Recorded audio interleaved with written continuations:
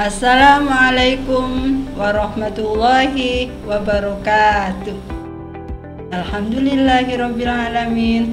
Wassalatu wassalamu ala asyrofil anbiya'i wal mursalin wa ala alihi wa sahbihi ajmain, amma ba'du. Alhamdulillah anak-anakku, apa kabar semuanya?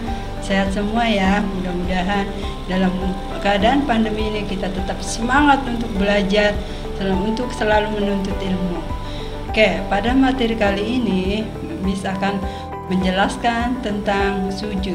Di bab 3 ini menjelaskan tentang macam-macam sujud. Dalam kehidupan ada kalanya seperti roda berputar ya. Ada kalanya di atas, ada kalanya di bawah. Ada kalanya kita dapat kabar gembira, ada kalanya kabar yang kurang menyenangkan. Tapi kita tetap selalu bersyukur ya, apapun yang kita terima dari Allah Subhanahu wa Ta'ala. Oke, kita akan menjelaskan tentang macam-macam sujud. Yang pertama yaitu sujud syukur, yang kedua sujud sahwi, yang ketiga sujud tilawah ya. Nanti kita akan bahas satu persatu tentang sujud, macam-macam sujud ini ya. Ada kalanya kita yang tadi udah disampaikan bersyukur dengan segala nikmat Allah. Yang kedua, kadang-kadang kita namanya manusia ada lalai dan lupa. Kita dianjurkan untuk selalu sujud syahwi misalkan. Yang ketiga sujud tilawah. Oke ya. Selanjutnya yaitu sujud syukur. Rasulullah SAW bersabda, jika kita menjumpai sesuatu yang menggembirakan, beliau bersimpuh untuk sujud sebagai ucapan atau ungkapan rasa syukur kita kepada Allah Subhanahu wa Ta'ala, yang diriwayatkan oleh hadis riwayat Abu Dawud. Oke, kita akan satu persatu tentang sujud syukur. Apa itu sujud syukur? Ya, sujud syukur yaitu rasa berterima kasih kepada Allah Subhanahu wa Ta'ala. Apa dasarnya? Hadis riwayat Abu Dawud dan Tirmidzi. Terus apa sih sebab-sebab kita melakukan sujud? Yaitu memperoleh nikmat. Yang kedua, terhindar dari musibah. Misalkan nih rahmat mendapatkan rizki yang berlimpah, maka dianjurkan untuk melakukan sujud. Yang kedua, misalkan terhindar dari musibah, misalnya ada kecelakaan, tahu-tahu kita terselamatkan, maka kita dianjurkan untuk melakukan sujud syukur. Oke, terus tata caranya apa? Tata caranya ada seperti ini. Yang pertama yaitu menghadap kiblat. Yang kedua, niat. Jangan lupa kalau kita melakukan sesuatu maka diniat ya.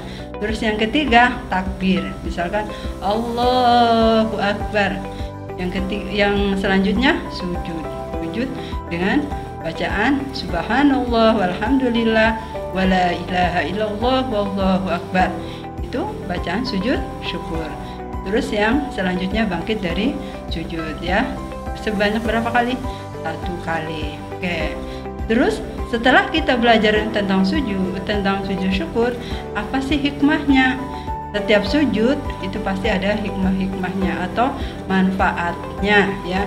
Kenapa kita melakukannya? Pasti ada hikmahnya, ada manfaatnya. Yang pertama yaitu tertib menggunakan nikmat Allah. Jadi sebanyak apapun yang nikmat yang kita terima dari Allah, kita tetap tahu ini porsinya segini. Jadi jangan sampai berlebih-lebihan, karena dalam Al-Quran pun wala tusrifu, tidak boleh berlebih-lebihan.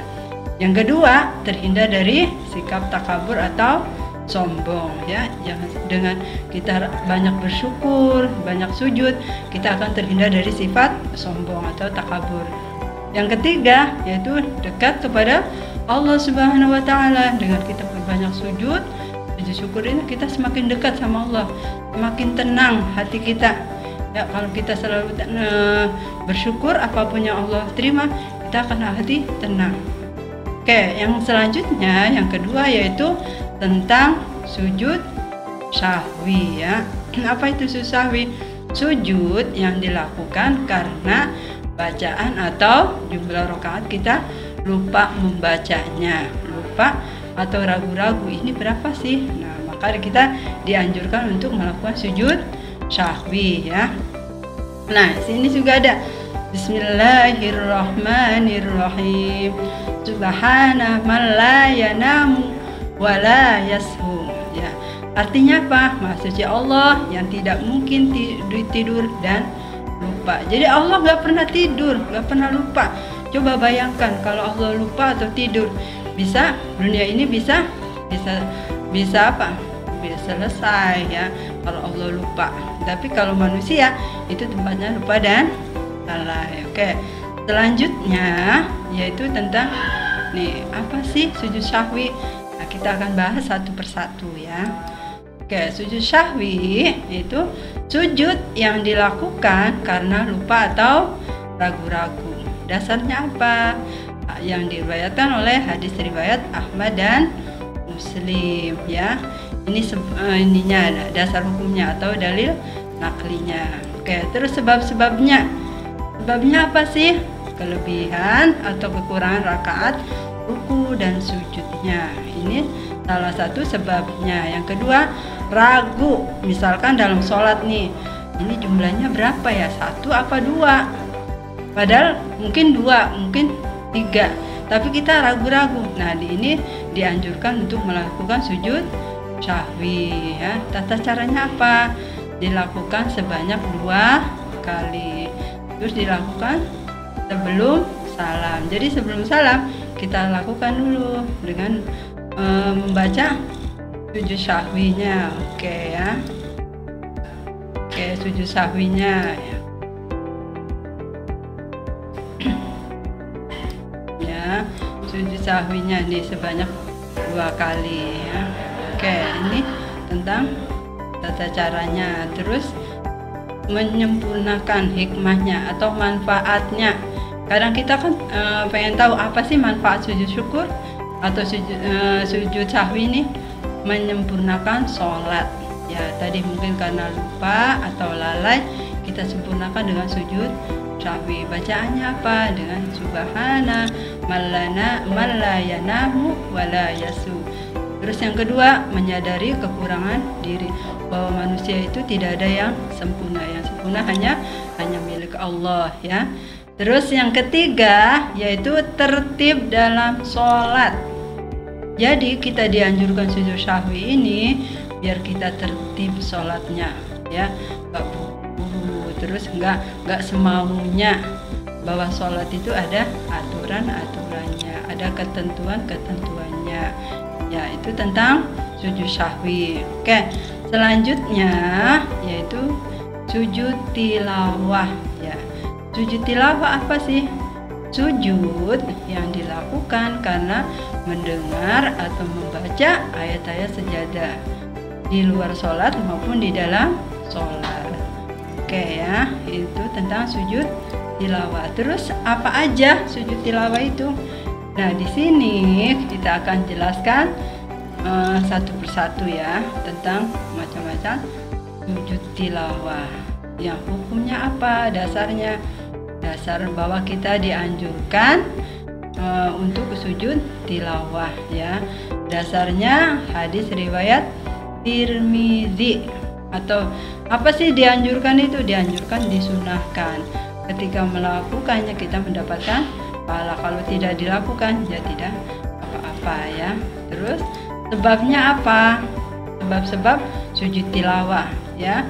Yang pertama yaitu membaca ayat-ayat sajadah ya.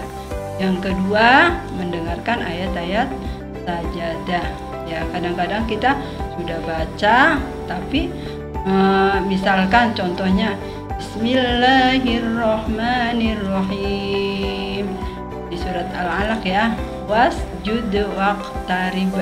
Nah, ini salah satu contoh bacaan sujud tilawah ya, ayat-ayat sajadah. Maka ketika kita membaca ayat-ayat atau sujud tilawah tadi, kita dianjurkan untuk melakukan sujud. Oke, terus syaratnya. Karena sujud tilawah itu berbeda dengan sujud syahwi sama sujud syukur ya. Syaratnya yang pertama harus suci ya. Kalau sujud syukur kan kita langsung, misalkan ketika mendapatkan nikmat, kabar atau apa, kita langsung melakukan sujud. Tapi kalau sujud tilawah itu harus kita dalam keadaan suci. Yang kedua, menghadap kiblat, ya, menghadap kiblat. Yang ketiga, menutup aurat, ya, ketika kita melakukan sujud tilawah dalam keadaan menutup aurat yang rapi sesuai dengan Oke, terus rukunnya apa sih? Ya, yang pertama niat, ya. Yang kedua takbiratul ihram, ya, habis niat terus Allahu Akbar. Yang ketiga sujud. Selanjutnya duduk, kita duduk, ya, terus dilakukan sebanyak 2 kali, ya. Oke, terus salam, ya.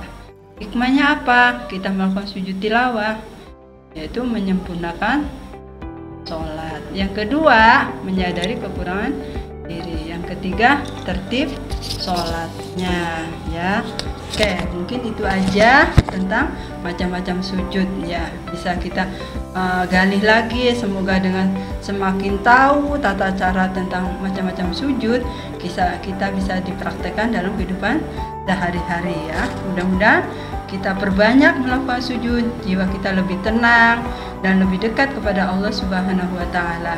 Semakin kita ibadah semakin sempurna. Mungkin itu aja dari Miss Umroh. Mudah-mudahan bermanfaat. Kita akhiri dengan baca hamdalah. Alhamdulillahirabbil alamin. Assalamualaikum warahmatullahi wabarakatuh.